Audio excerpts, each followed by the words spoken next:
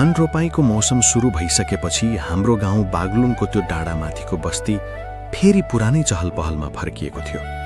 मेरो नाम अनिल। बिहानैदेखि खेतका आलीभरि मानिसहरूको आवाज गुन्जिन्थ्यो। कतै रोपाईँ चलिरहेको हुन्थ्यो, कतै मेलापात। आकाशभरि बादल झुन्डिएका हुन्थे र हल्का वर्षाले माटोको गन्ध अझ मिठो बनाइदिएको थियो। त्यही भिडभाड र हाँसोको बीचमा मेरो नजर भने सधैँ एउटै मान्छेमै गएर अड्किन्थ्यो। मलाई आज पनि याद छ 2079 साल अषाढ 18 गतेको त्यो बिहान, जब म खेतको कान्लामाथि उभिएर तल रोपाईँ गरिरहेका मानिसहरूलाई हेर्दै थिएँ। सबैजना रमाइरहेका थिए, तर मेरो ध्यान भने एउटी केटीतिर मात्रै थियो। कालो लामो कपाल, निधारमा सानो रातो टीका अनि बोल्दा पनि मान्छेलाई सम्मान गर्ने बानी। ऊ भावना थिए। गाउँका धेरै केटाहरू उसको सुन्दरताको कुरा गर्थे, तर मलाई उसको अनुहारभन्दा बढी उसको व्यवहार मन पर्थ्यो। ऊ बुढापाकासँग बोल्दा पनि नम्र भन्थे, साना बालबालिकालाई पनि माया गरेर बोलाउँथे। सायद त्यही कारणले म उसलाई अरूभन्दा फरक देख्थेँ। म त्यति बेला खेतको छेउमा उभिएर उसलाई हेर्दै थिएँ अनि मनमा नै सोचिरहेको थिएँ, यस्तो राम्रो मन भएकी केटीलाई मैले किन डिस्टर्ब गर्नु। मलाई उसले मन पराउँछ भन्ने कुनै आशा थिएन, तर एउटा कुरा भने निश्चित थियो, ऊ मेरो मनमा बिस्तारै गहिरिँदै गइरहेकी थिइन्। केही समयपछि गाउँका साथीहरू मिलेर जंगलतिर घाँस काट्न जाने योजना बन्यो। सधैँ जस्तै म पनि गएँ। आकाश हल्का धमिलो थियो, जंगलभित्र सिमसिम पानी परिरहेको थियो। सबै साथीहरू आफ्नो काममा व्यस्त थिए, तर मेरो मन भने त्यो दिन अचम्मले धड्किरहेको थियो। मैले धेरै पटक सोचिसकेको थिएँ, आज नभने फेरि कहिले भन्ने। भावना अलि पर घाँस बाँधिरहेकी थिइन्। म बिस्तारै उसको नजिक पुगेँ। हात काँपिरहेको थियो, शब्दहरू अड्किरहेका थिए। धेरै बेर मौन बसेपछि मैले बल्ल हिम्मत गरेर भने, भावना, म तिमीलाई एउटा कुरा भन्न चाहन्छु। उसले सामान्य तरिकाले मेरो अनुहार हेरिन्। के कुरा? मैले सास तानेर भने, म तिमीलाई मन पराउँछु। त्यो वाक्य बोलेपछि मेरो मुटु झन जोडले धड्किन थाल्यो। तर उसको अनुहार अचानक गम्भीर बन्यो। उसले केही क्षण मलाई हेरिरहिन् अनि चिसो स्वरमा भनिन्, अनिल, तिमी राम्रो मान्छे हुन सक्छौ, तर चुरोट खाने, रक्सी पिउने केटासँग मैले सम्बन्ध राखेर के गर्नु? मेरो भविष्य बिग्रिन्छ। त्यो शब्दले मेरो छातीभित्र केही चर्किए जस्तो भयो। म चुप लागेर उभिएर आएँ। उसले फेरि भनिन्, मलाई यस्तो बानी भएटा मान्छे मन पर्दैनन्। त्यसपछि ऊ त्यहाँबाट हिँडिन्। जंगलको त्यो चिसो हावाभन्दा धेरै चिसो मेरो मन भएको थियो। म त्यही ढुङ्गामाथि लामो समयसम्म एक्लै बसिरहेको थिएँ। त्यो दिन पहिलो पटक मलाई आफ्नै बानीहरूप्रति घृणा लाग्यो। तर अचम्म के थियो भने उसले अस्वीकार गरेपछि पनि म उसलाई अझ बढी मन पराउन थालेको थिएँ। त्यसपछि दिनहरू बित्दै गए। म घरमा कम बोल्न थालेँ। बुबा गोपालले धेरै पटक के भयो भनेर सोध्नुहुन्थ्यो। आमा चन्द्रकलाले खाना अघि सारेर सम्झाउनुहुन्थ्यो, तर मेरो मनभित्रको खालीपन कसैले बुझेन। गाउँका चिया पसलहरूमा साथीहरू रमाइरहेका हुन्थे, तर म भने बिस्तारै चुरोट र रक्सीमा हराउन थालेको थिएँ। मलाई लाग्थ्यो सायद यसले मन हलुका हुन्छ, तर हरेक रात उसको बोली कानमा बजिरहन्थ्यो। अनि एक दिन जब मैले सुने कि भावना पढाइ सकेर जागिर खान सहर जाँदैछ, त्यही क्षण मैले एउटा यस्तो निर्णय लिएँ जसले मेरो जीवन नै बदलिदियो। गाउँको त्यो पहाडी बस्तीबाट पोखरा झर्दै गर्दा त्यो बिहान असाध्यै सुनसान लागेको थियो। बसको झ्यालबाट बाहिर हेरिरहेको थिएँ। बादलले डाँडाहरू थाकेका थिए, सडक किनारका रुखहरू पानीले भिजेका थिए, तर मेरो मनमा एउटै कुरा घुमिरहेको थियो, भावना अब गाउँमा रहने छैन। उसलाई गुमाउने डरले मलाई भित्रभित्रै खोक्रो बनाइरहेको थियो। केही हप्ता अघि मात्रै सुनेको थिएँ ऊ पोखराको न्यू रोडतिर रहेको एउटा कपडा कम्पनीमा काम गर्न थालेकी छे।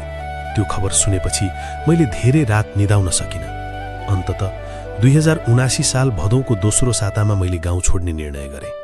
बुवा गोपालले सहर गएर के गर्छस् भनेर सोध्नुभयो, तर मसँग जवाफ थिएन। मैले केवल काम खोज्छु भने। वास्तविकता के थियो भने म कामभन्दा बढी भावनाको नजिक हुन चाहन्थे। पोखरा पुगेपछि धेरै दिनसम्म मैले सस्तो कोठामा बस्दै काम खोजे जस्तो गरेँ। अन्ततः त्यही कम्पनीमा पुगेर मालिकसँग काम मागे। मालिक केदार प्रसादले सुरुमा मलाई माथिदेखि तलसम्म हेर्नुभयो। तलब धेरै दिन सक्दिनँ उहाँले भन्नुभयो।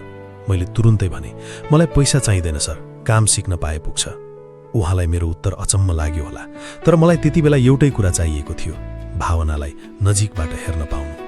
कम्पनीभित्र पहिलो दिन छिर्दा मेरो मुटु जोडले धड्किरहेको थियो। ऊ त्यही कोठाको कुनामा बसेर कागज मिलाइरहेकी थिइन्। उसले मलाई देखेर एकछिन रोकिए जस्तो गरी तर फेरि केही नभए झैँ आफ्नो काममा फर्किन्। म भने उसको वरिपरि घुमिरहेको मान्छे जस्तो भएको थिएँ। बिहारदेखि बेलुकासम्म उसले बोलेको हरेक शब्द सुन्थे। उसले हिँडेको बाटोतिर आँखा जान्थ्यो, तर ऊ अझै टाढा नै थिए। कम्पनीमा काम गर्ने अमृता दिदीले केही दिनमै सबै कुरा बुझ्नुभयो। एक साँझे काम सकिएपछि उहाँले मलाई चिया पसलतिर बोलाउनु भयो। अनिल, तिमी यहाँ बिना पैसा किन काम गरिरहेका छौ? मैले टाउको झुकाएँ। केही बेर चुप बसेपछि बिस्तारै भने, मलाई भावना मनपर्छ दिदी। उहाँ केही बेर मौन बस्नुभयो। त्यसपछि उहाँको अनुहार नरम भयो। तिमीले साँच्चै धेरै माया गर्छौ जस्तो लाग्यो। त्यो दिन पहिलो पटक कसैले मेरो मन बुझे जस्तो लागेको थियो। केही दिनपछि अमृता दिदीले भावनासँग कुरा गर्नुभएछ। म त्यो दिन सामान मिलाइरहेको थिएँ, तर टाढाबाट उनीहरूको कुरा सुन्न सकिन्थ्यो। भावना, अनिल तिम्रो लागि यहाँ बिना तलब काम गरिरहेको छ, दिदीले भन्नुभएको थियो। भावना एकटासी रिसाएको आवाजमा बोलिन्, त्यो उसको समस्या हो, मैले कसैलाई त्यस्तो गर्न भनेकी छैन। त्यो वाक्यले मेरो शरीरभित्र फेरि पुरानै पीडा फर्कियो। त्यसपछि ऊ मलाई अझै टाढा हुन थालिन्। कहिलेकाहीँ एउटै कोठामा हुँदा पनि उसले मेरो अनुहारतिर हेर्दिनथी, तर अचम्म के थियो भने म अझै उसैको वरिपरि बाँचेको थिएँ। राति कोठामा फर्किँदा थकानले शरीर दुख्थ्यो, तर मन अझै धेरै थाकेको हुन्थ्यो। चुरोटको धुवाँ र रक्सीको गन्धले मेरो कोठा भरिन थालेको थियो। मलाई आफै थाहा थिएन म प्रेममा बाँचेको थिएँ कि आफैलाई बिस्तारै हराउँदै थिएँ। एक दिन बेलुका कम्पनी बन्द हुने बेला अचानक बुवा गोपाल त्यहाँ आइपुग्नुभयो। उहाँको अनुहार हेर्दा नै बुझिन्थ्यो धेरै दिनदेखि चिन्ताले सताइरहेको छ। म टाढै उभिएको थिएँ। उहाँ सिधै भावना सामु पुग्नुभयो अनि भारी स्वरमा भन्नुभयो, छोरी, मेरो छोरो तिम्रो कारणले दिनदिनै बिग्रिनै गएको छ। खाना पनि राम्ररी खाँदैन। यदि तिमीले उसलाई स्वीकार गर्यौ भने म तिमीहरूलाई सुखी राख्न जे पनि गर्छु। त्यो क्षण मेरो शरीर नै काँप्न थाल्यो। तर त्यसपछि भावनाले जुन प्रतिक्रिया दिए त्यसले मेरो संसार फेरि एकपटक चकनाचुर बनाइदियो। कम्पनीको त्यो साँझ अझै पनि मेरो मनबाट मेटिएको थिएन। झ्याल बाहिर हल्का वर्षा परिरहेको थियो। मानिसहरू हतार हतार घर फर्किरहेका थिए, तर मेरो संसार भने त्यही ठाउँमा रोकिएको थियो। बुबा गोपालले भावनासम्म फोल्डेड हात जोडेर बोलेको दृश्यले मलाई भित्रैदेखि तोडिसकेको थियो।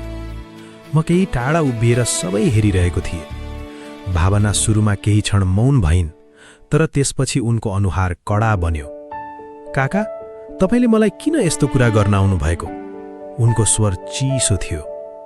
तपाईको छोरा कसरी बाँच्ने, के गर्ने, त्यो मेरो जिम्मेवारी होइन। त्यो वाक्य सुन्दा मेरो बुबाको अनुहार एक्कासी मलिन भयो। मैले पहिलो पटक उहाँको आँखामा असहायपन देखेँ।